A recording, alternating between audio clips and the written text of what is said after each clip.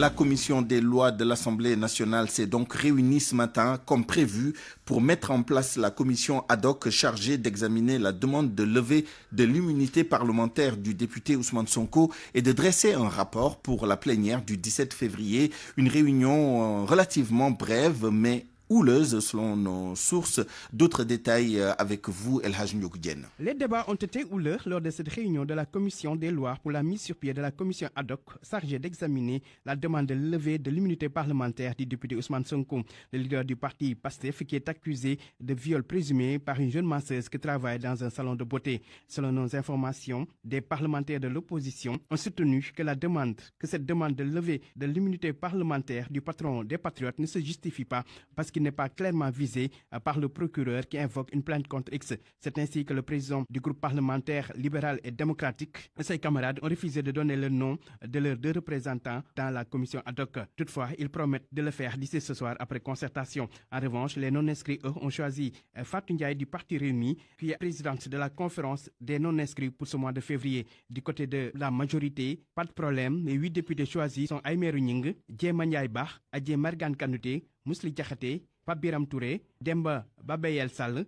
Mamadou Wuri Baylo Diallo et Mambouna Massal. La liste des membres de cette commission ad hoc doit être ratifiée en plénière après-demain mercredi, après quoi les 11 juges vont commencer leur travail et entendre la mise en cause. Cette commission ad hoc va ensuite produire un rapport qui sera examiné lors d'une autre séance plénière où les députés vont décider par vote de la levée ou non de l'immunité parlementaire de leur collègue Ousmane Sonko. En tout état de cause, le grand parti dirigé par Malick Gakou ne votera pas la levée de l'immunité parlementaire d'Ousmane Sonko. C'est ce que nous dit le député Malick Gueye, membre de ce parti, joint tout à l'heure par El Hadj Ndiogou Diène. Déjà, nous, on a demandé à la présidente de la commission, Djema Ndiaye Bah, en fait, de nous lire dans les détails le réquisitoire du procureur annexé à la saisine du juge d'instruction. Parce que dans le réquisitoire du procureur, le procureur nous dit qu'il porte plainte contre X et que nous, on ne peut pas démontrer que X égale Ousmane Sonko. Ça, c'est un. Deuxièmement, on a jugé que les éléments sur lesquels on doit se fonder pour lever l'immunité parlementaire de notre collègue sont insuffisants. Par conséquent, on n'a pas jugé voter pour la mise en place de la commission ad hoc. Si je dis on, ça veut dire que les députés du grand parti, les députés de l'opposition, d'une manière générale, et les groupes des non-inscrits. On n'a pas jugé voter pour la levée de l'immunité parlementaire de notre collègue parce qu'on a pensé que les éléments qu'il faudrait mettre en place pour lever son immunité parlementaire sont insuffisants et que le procureur devrait normalement être convaincu que notre collègue est pris dans une situation de flagrance, qu'il porte plainte, que la plainte, que le collègue Ousmane Sonko soit visé. Nous avons également donné des recommandations sur éventuellement la réforme de notre immunité parlementaire. Aujourd'hui, en fait, d'attendre, et puis il faut penser à réformer notre immunité parlementaire parce que j'ai dit à la commission des lois que ça ne sert à rien de s'arc-bouter sur une immunité parlementaire qui est fragile. Donc moi je pense que les députés même doivent accepter de démarrer leur immunité parlementaire à la fin de l'enquête préliminaire suite à une information judiciaire sur un député, comme ça se fait en France, comme ça se fait en Grande-Bretagne, comme ça se fait aux États-Unis. Et puis sur cette affaire Ousmane Sonko, Adji Sarr, toujours 2 parmi les 20 personnes qui avaient été arrêtées puis libérées dans le cadre des manifestations violentes de lundi dernier étaient face à la presse ce matin pour revenir sur donc leur arrestation et les conditions de leur détention avant leur libération. Les 2 personnes ont réitéré les accusations de mauvais traitement et de torture à l'encontre de la police. Je vous propose d'entendre Adama Diassé, l'une des 2 personnes donc qui continue d'accuser la police d'avoir exercé des sévices sur les personnes qui avaient été arrêtées. D'ailleurs, parmi ces personnes, d'après le témoignage de ces 2 personnes, donc beaucoup d'entre elles sont actuellement admises à l'hôpital et ne pouvaient donc être présentes à ce point de presse. Nous y reviendrons dans un petit instant. En attendant, évoquons la question des tests ADN qui sont obligatoires en cas de réquisition du juge. C'est une précision du juriste Iba Barry Camara, professeur de droit pénal à l'université Cheikh Anta Diop de Dakar. Dans ce cas, la personne est obligée de se soumettre à ces tests dans le cadre de la procédure judiciaire. Le professeur Iba Barry Camara était l'invité de RFM Matin. Dans le cadre donc des investigations donc, du juge d'instruction, là tous les actes qu'il estime devoir être accomplis, il doit le faire et donc les personnes concernées doivent effectivement déférer à ça. Sinon, il va être sanctionné par rapport à ça. C'est ça le problème. Donc là, il ne peut pas refuser. Mais puisque s'il s'agit donc d'une obligation donc de faire, mais pas une obligation de donner, en vérité, le juge d'instruction va en tirer donc toutes les conséquences. Mais en attendant, donc le juge peut effectivement le condamner. Pour les tests ADN, il est obligé de se soumettre à ces tests ADN. Mais si effectivement le juge d'instruction estime qu'il faudrait procéder au test ADN, donc là, il doit effectivement accomplir donc l'acte. Sinon, en fait, c'est comme s'il manquait de respect au juge. Mais on ne peut pas le contraindre, c'est-à-dire on ne peut pas l'attacher par la force et aller faire ça, non. Parce que c'est une obligation de faire, mais pas une obligation de donner.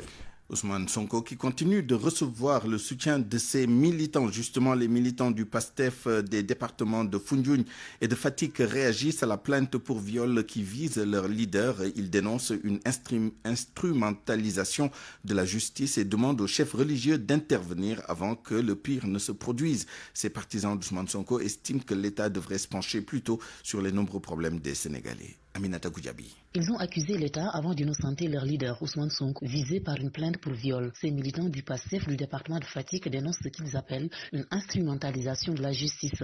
Boucar Diouf est le coordonnateur du département de Fatick. Cette affaire qui n'est désormais aux yeux des Sénégalais avertit qu'une pièce théâtrale jouée au plus haut sommet de l'État pour museler et bâillonner un adversaire politique gênant. La justice de notre pays souffre gravement de l'emprise de l'exécutif. La preuve, l'attaque ignoble dont ont fait l'objet nos camarades patriotes lors de la campagne pour la présidentielle de 2019 est restée impunie malgré la plainte déposée à bonne date. Dans le département de Foundiougne, la coordination du PASTEF a aussi tenu à manifester à Ousmane Sonko son soutien. Elle demande aux guides religieux d'entrer en jeu dans cette affaire pour éviter le pire. Pape Ali Badji, coordonnateur départemental du PASTEF à Foundiougne. Nous interpellons les autorités religieuses parce que nous considérons qu'ils ont un rôle très important à jouer dans la société. Et c'est des régulateurs sociaux. Alors nous demandons à ce qu'ils puissent prendre leur bâton de pèlerin et essayer de faire en sorte que le pays puisse retrouver sa stabilité et sa sérénité. L'urgence est ailleurs, selon ses partisans d'Ousmane Sonko, Boucar Diouf. La lutte contre la pauvreté, les problèmes d'inondation, d'assainissement rural et urbain, la résorption du chômage pour stopper l'émigration clandestine, le respect du calendrier électoral en s'attelant à l'organisation immédiate des élections locales, l'électrification rurale est absente. Ces militants du PASTEF des départements de Foundiougne et de Fatick parlent eux aussi de complot et de cabale contre le président de leur parti. Et ils promettent de l'accompagner dans toute forme de combat. Aminata Goudiaby, Fatick RFM. À Matam également, les déclarations et communiqués de soutien à Ousmane Sonko viennent de toutes les communes de la région, à l'image des émigrés qui coordonnent à distance sur le terrain malgré les interdictions de rassemblement. Les patriotes usent de tous les moyens pour se faire entendre. Ils viennent de se retrouver à Amadi Hunare dans le département de Kanel. Matam, Ali Bandelnian. Des sorties et des déclarations se poursuivent depuis le déclenchement de l'affaire dite Ousmane Sonko. Après les patriotes de Ourossogui et de Bokidjabé, ceux du département de Kanel aussi se font entendre. Venus de toutes les communes de la zone du Damga, les responsables des différentes cellules de PASTEF se sont retrouvés à Hamadi Hunare pour manifester leur soutien à Ousmane Sonko. Face à l'interdiction de tout rassemblement dans la voie publique, ils ont fait face à la presse. Idi Li de la commune de Orkadjere portait leur parole. Parce qu'il ne s'agit pas simplement du parti des patriotes, il s'agit égal et exactement de l'avenir du peuple sénégalais. Nous n'accepterons pas d'enterrer vivant le candidat et le député président Ousmane Sonko. C'est un complot ourdi par des hommes haut placés qui cherchent à le liquider politiquement. Mais cela ne passera pas. Nous avons compris beaucoup de choses aujourd'hui. Donc, les patriotes du département de Kanel, unis comme un seul homme, vont exactement défendre jusqu'à leur dernière goutte de sang le président Ousmane Sonko. Pendant ce temps, des partisans de Cheikh Omar Bass dans la ville de Ourossogui, aussi interdits de tout rassemblement, se sont contentés d'une déclaration à la presse. Des communiqués et des déclarations de soutien se multiplient en faveur de Ousmane Sonko dans la région de Matam où les responsables et militants du parti au pouvoir sont plongés depuis dans un silence presque absolu. Matam, Ali Bandelnian, RFM. Et puis je vous le disais tout à l'heure, toujours dans cette affaire Ousmane Sonko, Adji Sarr, les personnes arrêtées puis libérées dans le cadre des manifestations violentes de la semaine dernière confirment leurs accusations de mauvais traitement et de torture à l'encontre de la police. Je vous propose d'entendre l'une d'entre elles. Djassé, il s'appelle Adama Djassé, dont les propos ont été recueillis par Anna Rocha. Ils nous ont arrêtés et sans explication. Beaucoup d'entre nous étaient des maçons, d'autres étaient des étudiants, et d'autres vaquaient même à leurs préoccupations. On les avait arrêtés, on nous avait conduits au commissariat de Dieuppeul. En cours de chemin, ils nous ont bien bastonnés et ils nous chargeaient des choses jusqu'à ce que, voilà, ils nous disaient, vous avez cassé les voitures, vous avez brûlé les voitures, vous avez lancé des pieds aux policiers, alors que personne d'entre nous n'a jeté une pierre à un policier, moins encore de brûler une voiture. Encore, arrivé au commissariat de Dieuppeul, beaucoup d'entre nous, ils ont perdu leur portable là-bas. Les policiers ont confisqué leur portable. Et d'autres même, ils avaient demandé des soins médicaux, mais ils ne parvenaient même pas à avoir des soins médicaux. Arrivé à la police centrale, là-bas c'était pur. Ils nous avaient demandé de nous déshabiller et on se couchait sur les carreaux avec la fraîcheur. Personne ne pouvait imaginer ça. Encore, ce que j'aimerais dire, c'est pour dire aux gens que nous ne sommes pas des criminels. Encore moins, nous n'avons créé aucune association de malfaiteurs. Face à ces actes allégués de torture subis par ces jeunes et à des tentatives présumées de manipulation de leur appartenance ethnique, le mouvement citoyen Frappe va déposer des lettres de protestation auprès des commissariats de Dieuppeul et du commissariat central. RFM, fréquente modulation 94.0, la radio en puissance. Parlons maintenant du démarrage de la campagne de vaccination contre la fièvre jaune qui démarre donc sous de bons auspices dans la région de Tambacounda où les écoles et une grande partie de la population adhèrent à cette campagne. Moussa Omar Gueye. Au premier jour de la campagne contre la fièvre jaune, l'on a constaté une adhésion communautaire dans différents sites érigés pour les circonstances de la vaccination contre la fièvre jaune. Moussa Sow, ce sexagénaire originaire de Boukidjaloubé dans le département de Podor au Fouta et résident à Tambacounda, s'est fait vacciner au centre de santé et lance un appel aux populations. Monsieur Siley Sambadjara, ancien principal du CEM AFIA à la retraite, au quartier Saré-Guilel de Tambacounda. Chaque communauté a sa manière de penser, mais venant des structures de la santé, quand même, bon, je ne pense pas que les gens puissent venir vouloir vacciner les gens sans ne pas avoir quelque chose de concret en tout cas à leur dire, quoi. Donc on ne vaccine pas pour vacciner. Quand on vaccine, c'est parce qu'il y a quelque chose, il y a un danger. Abdou Ndiaye, le vice-président du regroupement régional des chauffeurs de taxi à la gare routière, embouche la même trompette.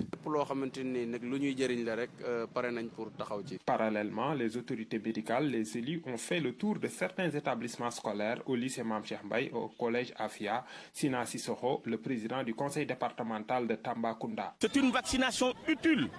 Il faut que les gens arrêtent la désinformation et l'intoxication.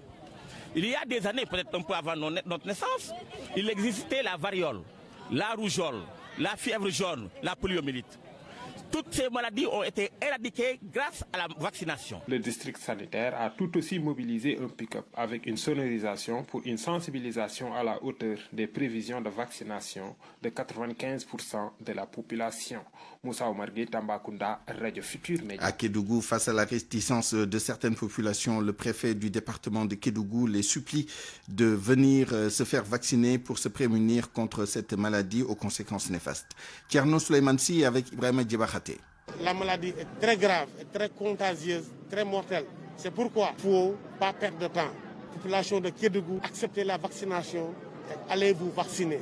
Voici le mot que moi je lance à tout le monde. Nous, on va sensibiliser davantage, on va sensibiliser ces populations-là et on va leur dire que cette maladie-là est extrêmement contagieuse et mortelle. Il ne faut pas se faire d'idées. La meilleure solution pour se protéger contre cette maladie-là, c'est la vaccination. L'État a mis les moyens nécessaires en rapport avec ses partenaires. Il ne faut pas que ces moyens-là puissent rester vains. Population, de grâce, allez vous vacciner parce que c'est la seule possibilité pour se protéger complètement et à vie d'ailleurs.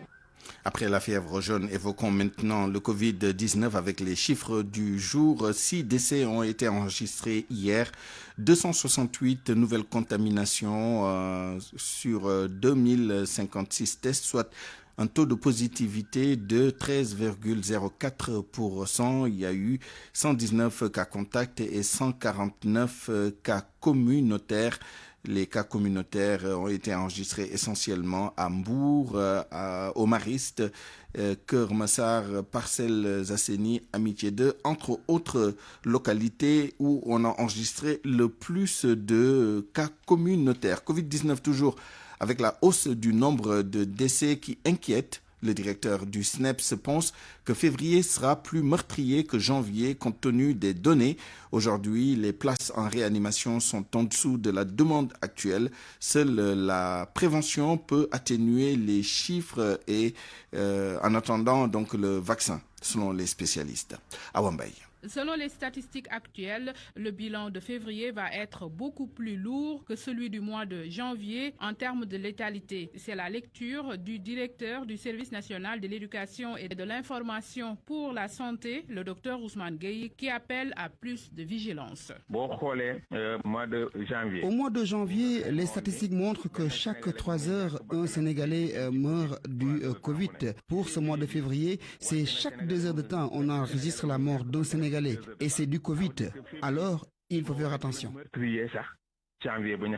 Ces chiffres sur les décès des cas Covid+ étaient prévisibles selon le docteur Mohamedouli, spécialiste en santé publique, qui pense que les places en réanimation commencent à manquer. Oui, je pense que l'augmentation du nombre de décès était prévisible dans la mesure où le nombre de cas est en train d'exploser. Quand il y a beaucoup de cas, évidemment, il y a beaucoup plus de cas graves et finalement, nos capacités de prise en charge sont dépassées et je pense qu'on a remarqué que maintenant, l'hospitalisation des cas graves n'est plus automatique. Il paraît même qu'il y aurait une banque de données où sont inscrits des malades qu'on met en attente en attendant que des lits soient libérés. Donc tout ça montre qu'on a atteint vraiment un seuil de gravité extrême et qui risque malheureusement, si des mesures correctrices ne sont pas prises, de s'aggraver encore. Il faut privilégier la prévention en mettant l'accent sur les tests rapides, ajoute le docteur Mohamedouli. Et je pense qu'un outil que les gens négligent jusqu'à présent, c'est vraiment le dépistage. Et il y a des possibilités maintenant avec des tests rapides d'identifier rapidement les malades, de les isoler pour qu'ils ne contaminent pas d'autres et de briser les chaînes de transmission. La maladie à coronavirus continue de faire des victimes au Sénégal et la semaine dernière, 66 personnes ont perdu la vie. Avant de clore cette première partie du journal, revenons sur le décès hier soir de Serigne Mansour Niass, fils du défunt Serigne Mamoun Niass. Pour l'instant, la date de l'enterrement n'est pas encore connue, mais je vous propose d'entendre le portrait du défunt avec Ibrahim Djamé. Serigne Mansour Niass était jusque-là le secrétaire général du RP, Rassemblement du Peuple, et conseiller municipal à la mairie de Kaolack. Le marabout politicien avait pris les rênes de ce parti à la suite du décès de son père, Serigne Mamoun Niass, rappelé à Dieu en 2011. Depuis une dizaine d'années donc, l'homme est à la tête de ce parti. Serigne Mansour Niass est né en 1977 à Ségou au Mali, où il a été initié à l'apprentissage du Saint-Coran avant que son père ne l'envoyât en Égypte, où il a poursuivi ses études. Le marabout était aussi entrepreneur, opérateur économique, patron de presse. Il était président-directeur général du groupe de presse dénommé SAFCOM, dont la radio Al-Madina FM avec 2 stations, l'une à Dakar, l'autre à Kaolack, et Al-Madina TV. Serigne Mansour Niass a été rappelé à Dieu à Dakar des suites d'une crise cardiaque. Selon nos sources, sa dépouille mortelle est attendue à Kaolack, mais la date de l'enterrement reste à préciser. Ibrahim Djamé, Kaolack. Kaolack, Radio Futur Média. RFM. L'actualité internationale. L'actualité internationale avec vous, Georges Déthié Diop. Bonjour. Bonjour, Souleymane Niang. Lutte antiterroriste, les pays du G5 Sahel en sommet. Un sommet de 2 jours, aujourd'hui et demain, mardi, à N'Djamena. L'ouverture officielle est prévue à 14h. Les présidents de la Mauritanie, du Mali, du Burkina Faso, du Niger et du Tchad sont à N'Djamena. Le président français Emmanuel Macron participera pour sa part en visioconférence. Ce sommet sera l'occasion de faire le bilan de la situation sécuritaire au Sahel. L'évolution du format de la force Barkhane pourrait aussi être évoquée. Le président Macky Sall se rend d'ailleurs à N'Djamena aujourd'hui. Il doit prendre part demain à la séance élargie de ce sommet du G5 Sahel. C'est sur invitation du président mauritanien Cheikh Ould El Ghazouani, président en exercice de la conférence des chefs d'État et de gouvernement du G5 Sahel, et du président tchadien Idriss Déby Itno. Centrafrique, ouverture demain devant la Cour pénale internationale du procès de 2 commandants anti-Balaka. Alfred Yekatom Rombol et Patrice Edouard Ngaïsona. Ils sont accusés de crimes contre l'humanité, de crimes de guerre commis entre 2013 et août 2014. Patrice Edouard Ngaïsona, ancien ministre de la Jeunesse et des Sports, a été arrêté en janvier 2019 lors d'un voyage en France. Alfred Yekatom, lui, ancien député, a été arrêté fin octobre 2018 dans l'enceinte du Parlement centrafricain. Les premières audiences de leur procès sont prévues du 16 au 18 février. La Nigériane Ngozi Okonjo-Iweala devrait devenir ce lundi la première patronne de l'Organisation mondiale du commerce. Sauf coup de théâtre, elle devrait être nommée première femme et première africaine à la tête de l'OMC. Ngozi Okonjo-Iweala est seule candidate encore en lice grâce à un large consensus et notamment le soutien de l'Union africaine mais aussi de l'Union européenne et désormais appuyée par les États-Unis. Les délégués débattront leur choix par visioconférence. La séance spéciale va débuter à 14h GMT. Okonjo-Iweala a été 2 fois ministre des Finances et chef de la diplomatie du Nigeria. Elle a commencé sa carrière à la Banque mondiale en 1992 où elle a travaillé pendant 25 ans. En 2012, elle avait échoué à devenir la présidente de l'OMC face à l'américano-coréen Kim Yong-kim. Elle est âgée de 66 ans. Et l'on termine par la mort de l'ancien président argentin Carlos Menem. Il est décédé hier à l'âge de 90 ans. Carlos Menem a été au pouvoir de 1989 à 1999. Georges Déthié Diop pour l'actualité internationale. Merci, il est 12h24. RFM Sport. Le sport ou l'actualité des sports, ce sera avec vous, Malal Diagne Junior. Bonjour. Bonjour Souleymane. Le Djaraf remporte son match à Harare et se sépare de son entraîneur. Le Djaraf a réussi la prouesse d'aller battre l'équipe du FC Platinum. C'était hier à Harare pour le compte de la phase allée des barrages de la Coupe de la Confédération. Un résultat qui permet à l'équipe du Djaraf de préparer sereinement la manche retour prévue le 21 de ce mois. Après cette victoire sur le compte Twitter du club, le départ de Malik Daf a été annoncé. Nous avons joint à Harare ce matin le président de la section football Youssou Dial qui est revenu sur les raisons de cette séparation. Vous l'entendrez dans nos prochaines éditions. Comment expliquer les bons résultats des clubs sénégalais en compétition africaine, tant en Ligue des Champions qu'en Coupe CAF? Nous avons posé cette question au directeur technique national, Maya Sinmar. Vraiment, nous apprécions de manière vraiment très pertinente cette histoire des résultats du Djaraf et du Tenguet. Le Djaraf actuellement, surtout le Djaraf, parce qu'en fait, nous souhaitons qu'il passe pour intégrer la phase de poule. Pour Tenguet qui est déjà, donc c'est son premier match, donc la Ligue des Champions, qu'il a perdu donc face donc à l'Espérance de Tunis. La manière, je pense que c'est pas la peine qu'on en revienne parce qu'on a tous regardé le match. Mais j'apprécie beaucoup le comportement de nos joueurs, en tout cas à l'extérieur, vraiment, qui ont joué devant l'Espérance de Tunis comme devant également aussi Platinum, avec effectivement toutes les compétences qu'il faut, n'est-ce pas, pour arriver à ces résultats-là. Donc j'avoue que vraiment, tout le monde apprécie en tout cas les résultats, même si Tenguet effectivement a perdu. Mais je pense que la manière dont il a perdu le match quand même augure en tout cas de l'année meilleure. on ne doit pas être surpris, moi, de mon avis, parce qu'en fait, je crois que ces dernières années, quand même, l'élimination de nos clubs, en tout cas dans les phases de poule, je pense que nous les avons appréciés diversement. Je pense que c'était moins la qualité de jeu de nos équipes, mais c'était peut-être des éliminations qui sont liées peut-être à autre chose. Mais si on a une lecture quand même de ces éliminations il y a quelques années quand même, on pouvait effectivement croire que ça va, on est trop proche et que ça va arriver. Et ensuite, maintenant, il y a aussi quand même les dirigeants qui travaillent quand même, qui mettent beaucoup plus de professionnalisme dans la gestion des matchs. C'est pas ça, c'est important. Ils gèrent bien les voyages, ils savent comment voyager. Je pense que tout ça également aussi a fait que les résultats que nous avons effectivement arrivent à l'heure. Voilà. Basketball, l'ASC Ville de Dakar s'engage pour la compétition africaine. Une première pour l'équipe municipale de Dakar qui a confirmé auprès de la Fédération sénégalaise de basketball son intention de prendre part à cette compétition qui est prévue au mois de mars en Égypte au Caire.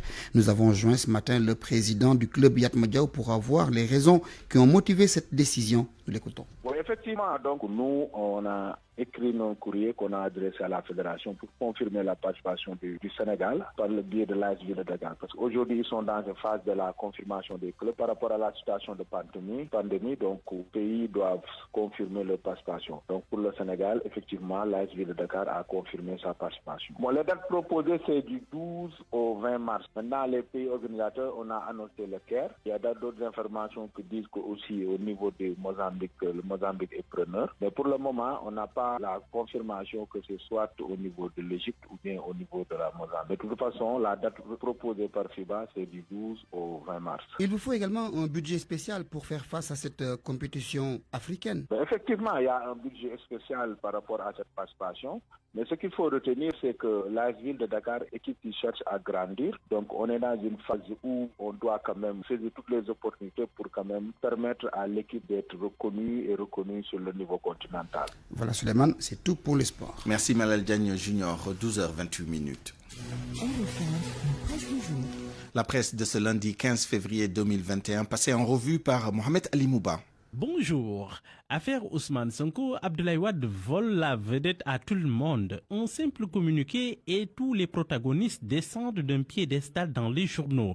Le pape du Sopi plastronne, c'est peu vous dire. Mais expliquons davantage les choses. Abdoulaye Wade, dans un communiqué, juge l'affaire Sonko. Pour le pape du Sopi, Ousmane Sonko a été piégé par le régime en place, mais il a manqué surtout de prudence. Wade souligne son inexpérience, ses faiblesses. Un soutien dont Ousmane Sonko se serait bien passé, soupire du coup le journal Les Échos. Dans le communiqué de soutien de Abdoulaye Wade en faveur d'Ousmane Sonko, il y a problème relève de son côté. Source A, le boss du PDS parle de faiblesse du leader de PASTEF. Est-ce un lapsus? Se demande le journal. Sinon, à quelle faiblesse il fait allusion? Mieux écrit toujours mon confrère, Gorgui évoque aussi un piège dans lequel est tombé le patriote en chef. Quel est ce piège? S'interroge encore Source A dans un commentaire intitulé Wade l'arbitre bizarre. Sucré salé du journal Le Quotidien écrit: il s'est confiné depuis l'arrivée du coronavirus, mais Wade n'a pas perdu grand-chose de son génie politique. Il aime sa matière. Le journal de constater que ce communiqué qu'il a publié condamne un complot de cet adversaire puissant qui n'est personne d'autre que Macky Sall. Mais il assoit en même temps un manque de prudence de Sonko qui est allé dans un salon de massage. Il soutient que Sonko a été piégé mais relève son inexpérience et ses faiblesses. Cet arbitre-là, le journal perd de son latin. Mais dans Sud Quotidien, les soutiens apportés aux leaders de PASTEF se font plus nombreux, tirs groupés sur l'État du Sénégal. À part Maître Abdoulaye Wade, c'est Mamadou Ndoye, l'ex-leader de la LD, qui détecte la main invisible du régime. Tout comme Nyolank qui se dresse pour faire barrage à la liquidation politique du leader de PASTEF. Interrogé sur cette affaire, Youssou Mbargane Guissé, socio-anthropologue à l'IFAN, donne son point de vue. Selon lui, ce dossier puis une affaire d'État à 1000 lieues. Mais question, pourquoi Ousmane Sonko refuse de se soumettre à un test ADN? Bassirou Diomaye Faye lève un coin du voile. L'invité du grand jury de la RFM, repris par Sud Quotidien, affirme que c'est pour éviter d'être piégé. Crainte de manipulation. Quand Ousmane Sonko a appelé au don de sang, il a donné l'exemple. Et ce sang contient son ADN. Même le salon dans lequel il s'est fait masser, il suffit d'un cheveu, d'une salive ou de la sueur pour retrouver son ADN, affirme Bassirou Diomaye Faye. Toujours dans les colonnes de Sud Quotidien, dans le journal Vox Populi, Sonko qui pardonne Adji Sarr et son avocat qui crie à la manipulation. Guerre des mots entre avocats aussi au sujet de l'existence ou non de preuves du viol. Maître Bamba Cissé et compagnie démentent les prélèvements de semences. Maître Youf, lui, persiste et signe. Pour Vox Populi, nous sommes dans le temps des émotions. Chacun cherche à les avoir plus fortes que possible. Car selon le confrère, elles alimentent le mental et renforcent la pugnacité. Pugnacité, vous avez dit, l'Assemblée nationale, sauf changement de dernière minute, va mettre en place aujourd'hui même la commission ad hoc chargée d'auditionner le leader de PASTEF. Mais selon ça, il ne traînera pas sa silhouette là-bas. En revanche, Sonko sera à la plénière pour donner sa part de vérité. Sur le volet judiciaire, l'observateur indique que Sonko risque là aussi gros deux procédures, celle relative au viol présumé et celle liée à un appel à l'insurrection. Le parquet n'attend que la levée de l'immunité parlementaire du député pour dégainer les deux armes en même temps. En attendant des arrestations combinées de partisans d'Ousmane Sonko, relève le journal Enquête. Les dessous d'une traque, le confrère note que le ministre de l'Intérieur est à la baguette des arrestations des responsables de PASTEF. La police détiendrait des audios et des éléments compromettants contre ses militants. Arrestation hier à Saint-Louis, Dakar et Pékin, confident sur les échanges entre Macky Sall et le calife des Mourides. Le confrère note que Macky a promis au calife de tout faire pour que le calme revienne dans le pays. Le journal L'Observateur note que la police est aux aguets. Tous les endroits sensibles de Dakar, Kaolack ou Saint-Louis sont sécurisés. Les RG lancés sur le terrain pour éviter des troubles à l'ordre public. À la une du journal Les Échos, le coronavirus et les alertes du docteur Abdoulaye Bousso, le directeur du COUS. Nous sommes dans une phase très tendue. Selon lui, chaque cas positif peut générer théoriquement 12 nouvelles contaminations. C'est énorme. Nous avons plus de cas graves et plus de décès. Fin de citation. Sport pour boucler à la une du journaliste de Quotidien, en grande forme depuis début 2021. Messi brille et le Barça déroule avant le Paris Saint-Germain. Le confrère note qu'il a inscrit 9 buts pour 2 passes décisives cette année. Un PSG pas très rassurant, gagne sans brio, relève le confrère. Dans le journal Record, les Lionceaux conservent leur titre. C'est au sujet du tournoi U17 IFOA. Finale Mali-Sénégal. Mali 0, Sénégal 2. Le Sénégal rafle toutes les distinctions selon mon confrère. Et puis, dans Sunulam, entraînement intense en physique et boxe. Tapha Tine prêt à tout pour battre Boyan 2, selon toujours le journal. Bonne lecture à tous. Point de vue. Regard croisé sur